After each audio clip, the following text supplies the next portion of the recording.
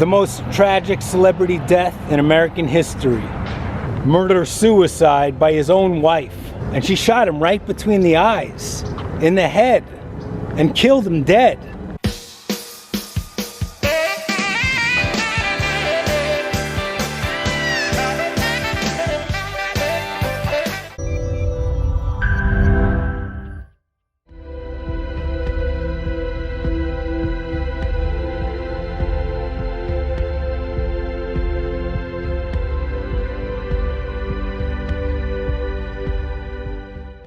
I'm going to start today's episode off on Nordhoff Street and Lindley Avenue.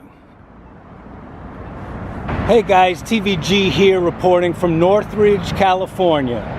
As of today's recording, it's November 21st, 2022, around 6:30 a.m. I'm standing outside the California State University of Northridge, CSUN. Right here in Northridge, California, in Los Angeles County. It's a 4-year university, and the celebrity we're going to focus on today graduated here, and he was a graphic designer and then went on into comedy. His name is Phil Hartman. He spent 8 years on Saturday Night Live. He was a comedian's comedian. He was way before his time. He was Jim Carrey on steroids. He was like before Jim Carrey. An unbelievable comedian. Created incredible characters. He was born on September 24th, 1948 in Ontario, Canada. And his parents moved to Los Angeles when he was 10 years old. And he was the 4th child out of 8 kids. I would consider him a local. He was basically raised in Los Angeles, and he was tragically shot and killed while he was sleeping by his own wife, who then committed suicide. He was gunned down on May 28th, 1998, which made him 49 years old. He graduated from here as a graphic designer, and he did record covers and actually did the Crosby, Stills and Nash logo, and he didn't get credit for it, but he thought it was pretty funny. And then he joined the improv group, the Groundlings, in Los Angeles, right over the hill down there. And he started as a student, and he worked his way up, and he finally made it. And he became part of the troupe, made it part of the Groundlings. And he would perform, and he became a very reliable and incredible comedic improvisational actor, which is not easy. Improvisation is very difficult. Years later, the producer of Saturday Night Live, Lorne Michaels, comes and hires Lorraine Newman out of the Groundlings, and then John Lovitz, and ultimately years later Phil Hartman. And after his incredible audition, oh my God, it was incredible. Hello, my name is Philip Hartman, and I'd like to introduce you to some of my characters. Mr. Music? On that particular night, I was dancing cheek to cheek with a tabletop. I lifted my head, and she walked in. The stun gun from Radco Stun Gun. It's the fun gun. Nun, Rochester, ik will nicht runterkommen. Danke, danke schön. Because I'm no Jack Armstrong when it comes to confabs with the walking dead. Johnny, the cops are here. Shut up, will you? I'm trying to think. Let's go there now. Here we are in the fantastic home of Lorne Michaels and Amagansett. All right, Bilko. Where's Doberman? Yes, sir. He's gonna be here any second, sir. The studio's letting you go. Level with me. If you're unhappy with my work, tell me now. All right. Everyone says you're the worst actor in town. Don't leave me hanging by a thread. If you're unhappy with my performance, just give it to me straight. And he got on the show. It was a dream come true. He got on Saturday Night Live as a regular member. To Saturday Night Live, where everyone was trying to get a spot. a regular spot, and he got it. So they actually had to go to New York. From Los Angeles to the Big Apple in New York City. After he got Saturday Night Live, someone introduced him to Bryn Amdahl, an aspiring actress model, a tall blonde with blue eyes, and they immediately fell in love. Within a year or two later, they had a couple of kids who didn't have much talent, but that wasn't really the problem. People say she was jealous of his career, and I don't truly believe that. What happened to her was she was drinking and using a lot of cocaine. They finally moved back to California. After the 8 years, he finally got news radio, a sitcom, and he can move back. He can move back to Los Angeles. So she said she's going to quit all the drugs. And she relapsed on cocaine, and she was worse than she ever was. And her anger management, her anger. So they come back to Los Angeles, and she's not going to use cocaine or alcohol anymore. And the psychiatrist puts her on Zoloft, which is an antidepressant. So at the time of her death, she had cocaine, Zoloft, and alcohol in her system. This guy was on the top of his career. Phil Hartman was on the top. And his wife, while he was sleeping, goes and grabs a .38 caliber out of the gun safe and shoots him 3 times. The first shot right between the eyes. The second shot in the neck, and the third shot in the chest. He goes to sleep, and he's shot in the head. The kids are doing fantastic. His daughter just got married. His son is into music and acting. And they grew up with Bryn's sister in Wisconsin. And that was their wishes. And I'm going to tell you the story. I'm going to go down to the house in Encino where he was raising his children and ultimately met his tragic fate. Let's take a look and see what we can find.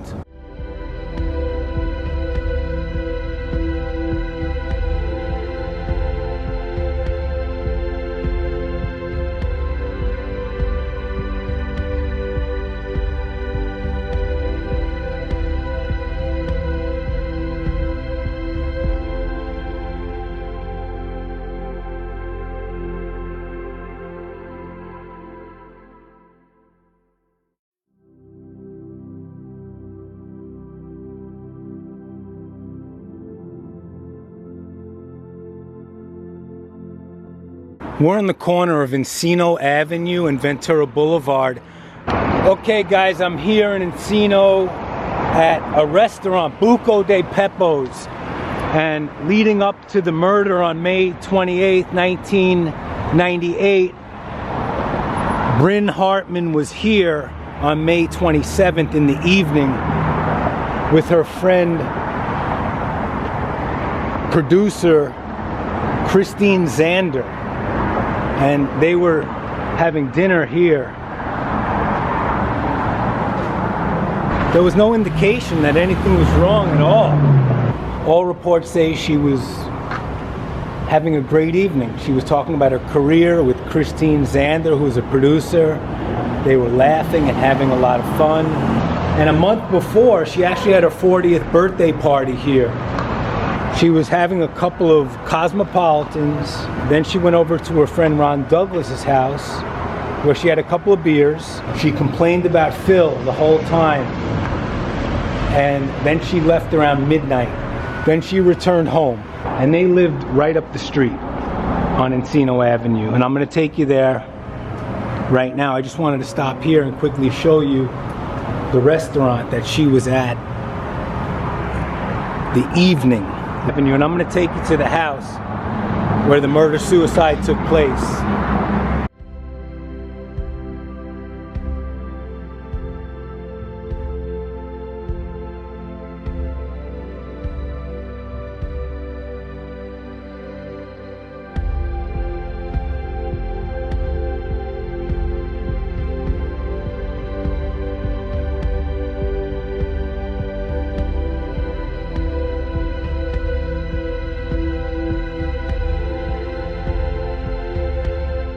Okay guys, I'm here, 5065 Encino Avenue. This is where Phil Hartman was murdered by his wife, and then she committed suicide. You could walk from Ventura Boulevard, from BUCA to BEPPO's, to the actual house. So you could see, you're really close, and she must have had a drinking problem, so she's walking up and down, you know, having her cocktails, and she is now snorting cocaine, and she's on an antidepressant called Zoloft. So that combination was a deadly combination. He was 10 years older than her, so she had a very bad anger problem. She actually wrote, you know, death threats to his previous wife when they had their first child, and she had a lot of anger issues, and he even mentioned it to numerous people that he had to restrain her and kick her out of the house a couple of times, you know, because of her partying in front of the children. After Saturday Night Live, he got a sitcom called News Radio, and on News Radio there was a young Joe Rogan and this guy named Andy Dick, and Andy Dick is known through Hollywood as a drug addict, but I've never seen a guy more inappropriate, and he's just a real dirtbag. Anyone who knows him will say the same. And he's the one that supplied her with the cocaine at a Christmas party, and she was not supposed to be using cocaine, and that's when she completely relapsed. So everyone blamed Andy Dick, and I gotta tell you honestly, Andy Dick, I've seen him in a lot of situations. He's the most inappropriate, weirdest guy. I've never seen anything like it. He's a complete scumbag, and you don't want to know this guy. So I completely believe the stories. John Lovitz, who was Phil Hartman's best friend from Saturday Night Live and the Groundlings, said that Andy Dick's the guy who supplied her with the cocaine. And I believe that because I have seen Andy Dick and his behavior, and I know how he is. They had this routine. They would fight at night. He would go to sleep, and in the morning they'd make up. They did not want a divorce. He told her, you better stop doing drugs or you got to stay home. We have 2 children, 9 and 6, in the house. He must have gave her an ultimatum, and she continued to do drugs, and he went to sleep. Bryn went into the family safe and grabbed the .38 special, went into the bedroom and shot Phil Hartman right in the head, between the eyes, and then in the chest and in the neck 3 times. And then about an hour and a half after the murder, she called Ron Douglas back, and she said Phil left a note, he's not in the house anymore. So Ron said, take an aspirin and go to sleep, and she didn't listen. About an hour and a half later, she shows up at Ron Douglas's door, knocking, banging, and Ron Douglas answers the door, and she just says, I killed Phil, I don't know why. He lets her in, and she says, I just murdered Phil. He doesn't believe her. Ron doesn't believe her.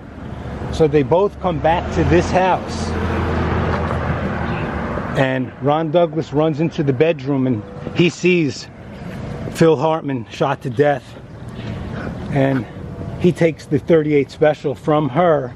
She runs into the bedroom, locks the door.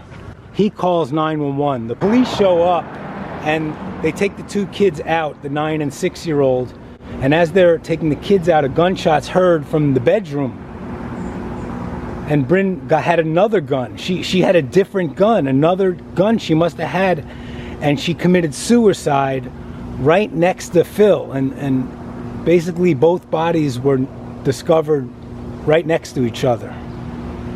And I guess Bryn couldn't handle the guilt of killing her husband.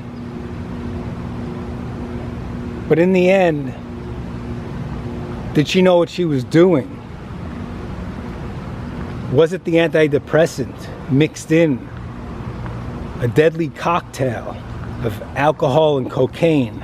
Anyone who knew Bryn or Bryn's family blamed the Zoloft because they thought it had to contribute. It must have contributed to her actions because she's not like this.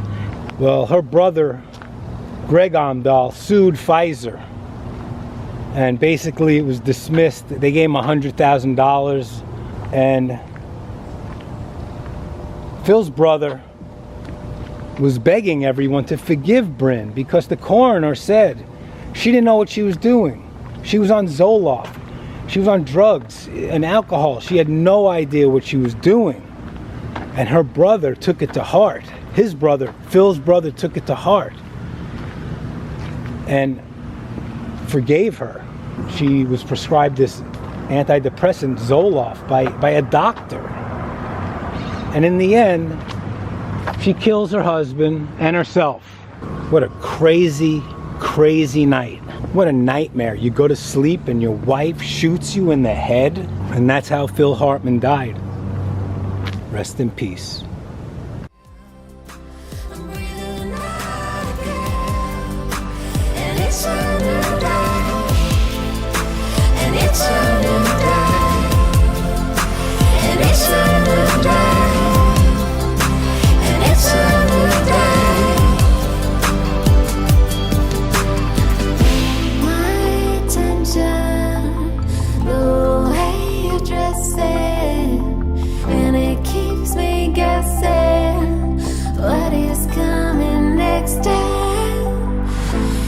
It's a new day. It's a new day. And it's a new day. It's a new day. Can I say your face? The whole got different changed. You took me to the heart. Just inspired my face. And it's been great. That's going to do it for today's episode. If you like this video, please give it an old thumbs up. Subscribe to the channel if you're not already, and share it with a friend if possible. Thanks for watching. I really appreciate it, and I'll see you in the next one. And I'd like to give a couple of shout outs to my favorite YouTubers, Cassidy Campbell, Lamont at Large, Black Bigelow, and last but not least, my son and daughter. TVG, out.